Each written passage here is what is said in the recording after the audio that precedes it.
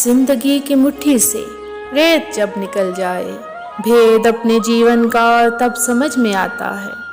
जब समझ में आता है सब समझ में आता है।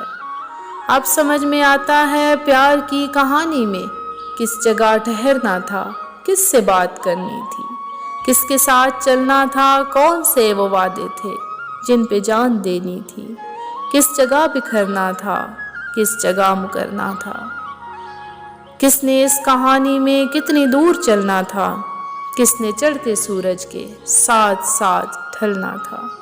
अब समझ में आता है सब समझ में आता है।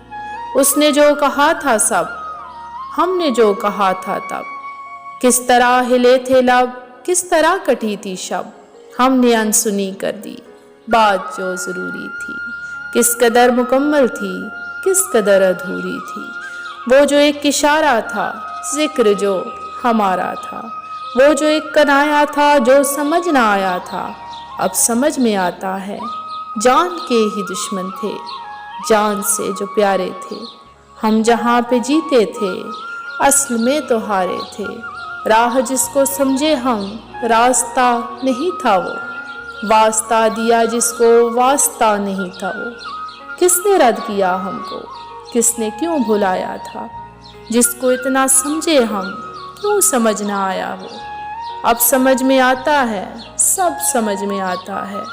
अब समझ में आया जब जिंदगी ये कारत है, ऐसी एक बुझारत है जो देर से समझ आई। जिंदगी के भेदों को हमने सब समझना था, तब समझ भी आई तो हमने क्या समझना था।